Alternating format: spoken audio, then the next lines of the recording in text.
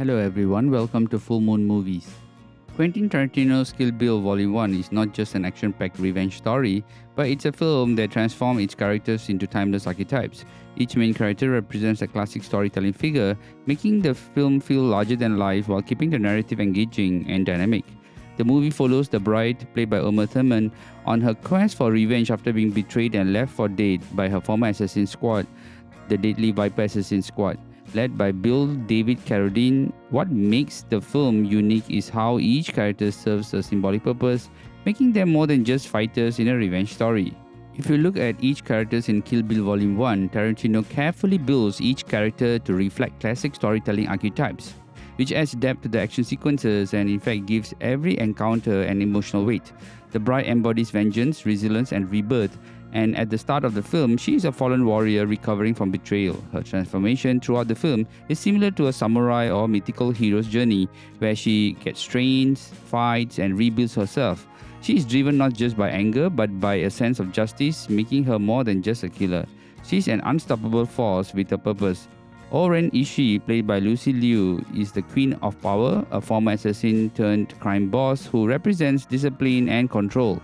Her tragic backstory, shown in the enemy sequence, makes her more than just an antagonist. She's a mirror of the bride, showing what happens when revenge fully consumes someone. Her duel with the bride is more than just a battle. It's a clash of two warriors who have suffered but chosen different paths. Vernita Green, played by Vivica A. Fox, is the fallen rival. Unlike Oren, Vernita tried to escape her past and live a normal life. She represents the consequences of past sins, showing how one's choices could never truly disappear. The fight between her and the bride in her suburban home contrasts normal life with a violent past, a reminder that the bride can never have what Vernita tried to create. Ellie Driver, played by Daryl Hannah, is a pure villain, cruel, arrogant, and sadistic, serving as a foil to the bride. Unlike Oren or Vernita, Ellie has no regrets, no desire to change. She fully embraces her assassin identity. She is a shadow version of the bride, someone who took the same assassin path but became completely ruthless. Lastly, Bill, played by David Carradine, is the invisible puppet master. Though he only appears briefly in Volume 1, his voice and influence loom over every scene. He is mysterious mentor turned enemy, the source of the bride's suffering but also her strength. His presence is a constant reminder of unfinished business, setting the stage for Volume 2. Okay, I have already done a detailed review of Kill Bill Volume 1. You can check that out at the end of the video. However, today I'll be focusing on the Lionsgate 4K release and whether it's worth adding to your collection, especially if you don't already own a previous version. For those interested in film editing, exposition, and non-linear storytelling, Kill Bill serves as a great reference. The way Tarantino structures the story, jumping between timelines while keeping the audience engaged, is a masterclass in unconventional storytelling. Another reason the 4K edition is worth considering is the film's use of color grading.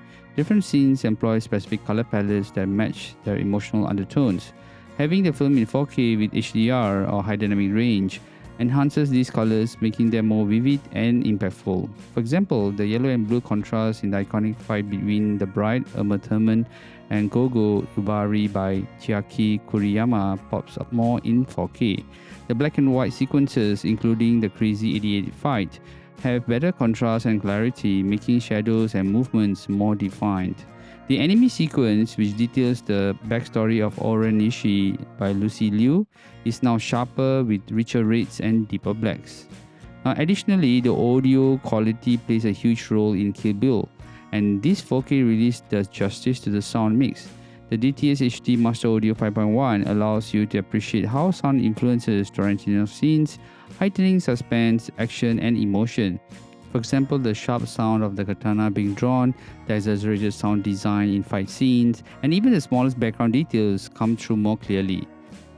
Now, when it comes to the packaging, I like the slipcase. It has a glossy look, which makes it stand out in a collection. However, you need to take care of it because this glossy film can come off easily if scratched.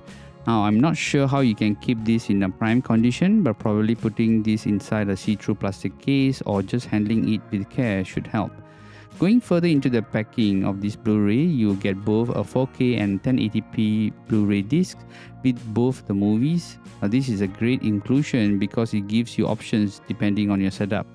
Now, the special features for Kill Bill Volume 1 on the 4K Blu-ray from Lionsgate include the making of the Kill Bill, a documentary about the making of the movie, the 5, 6, 7, 8 musical performances, bonus musical performances from the in-film band, Tarantino's trailers for Reservoir Dogs, Pulp Fiction, and Jackie Brown.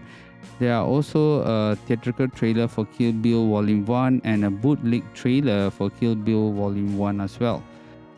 Now, it is not really essential to have Kill Bill in 4K, especially if you already own a solid Blu-ray copy. However, if you get the opportunity to pick one at a modest price, the improvements in color grading, sharper visuals, and enhanced audio make it a worthwhile upgrade.